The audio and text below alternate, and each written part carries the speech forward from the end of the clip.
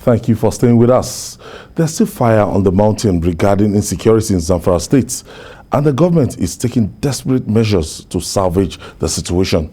In one of such efforts, the state government recruited 4,200 community protection guards, including ex-servicemen, to tackle the scourge. However, armed bandits killed a village head and 19 other persons in an attack on a community in Bukiyam local government area of the state on Sunday.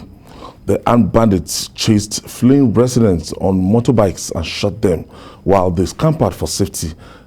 Let's also tell you that 700,000 persons are said to have been displaced by bandits in the state.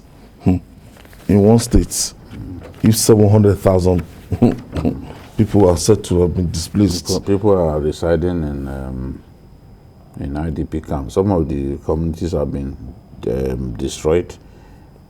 In some of these states of the Northwest, bandits are occupying territories just like Boko Haram. That means the figure given by Governor Yari at a point in time that they have over 30,000 bandits in Zamfara State might have increased considerably. Yes, because we are unable to put an end to their activities. They've been emboldened, and we are seeing more and more of the evil things that they do. During Yari's time, these guys were not, bandits were not attacking schools. It's a recent development that bandits in the Northwest will attack schools and kidnap people. No.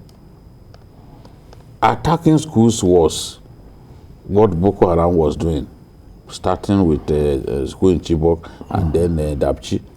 But bandits attacking schools in the Northwest is a recent development.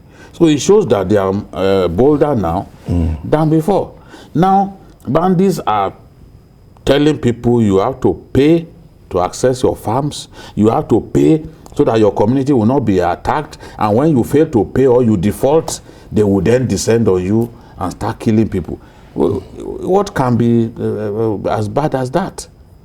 At a point, we thought that the Zamfara rthis had improved.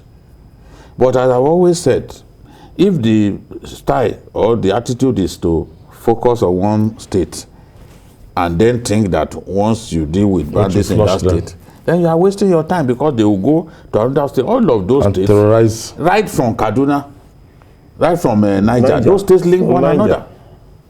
All the way, because they all were even part of the old northwestern state. The old northwestern state began from Niger right up to Sokoto. Yeah. Very big states in those days. So those forests link one another, and these guys are showing that they are not prepared to give up unless we come out with the right strategy that will not spare them. These guys are not ready to go to stop this nonsense. The other day, we were told that Dogo Gide had been killed. It turned out to be a lie. Dogo Gide is still misbehaving all over the place. He was the one who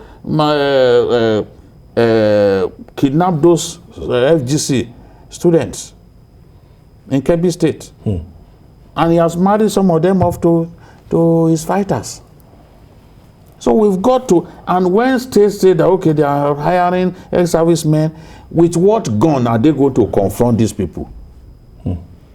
Every time we see bandits slaughter vigilantes, it's because the vigilantes are going around with them guns. And these guys are going with GPMGs, AK-47 and AK-49. RPG. It's just like a ladder involved in a Formula 1 race with a ladder, you call it.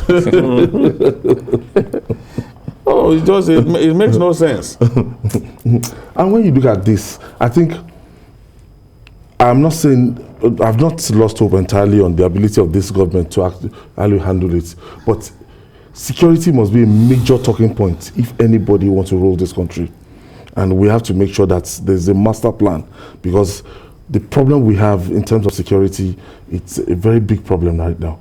Yes, there is no doubt about that. But like we've said continuously on this program, what we are suffering now, we laid the foundation years back when we refused to equip the military and the police in terms of personnel and equipment. That's what we have done.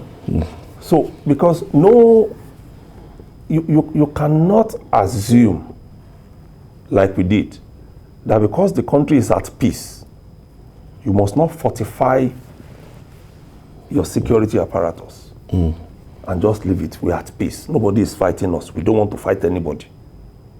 That's what got us here. Because in those years, when we left all of these things undone, we had military personnel, we had police, all retiring and not being replaced adequately. You had fighter jets that were getting bad. You had transport planes that were getting bad, that were not being taken care of. If you go to some of the Air Force bases, you will see some of these things there. Whereas in other places, what they do is phase them out and replace.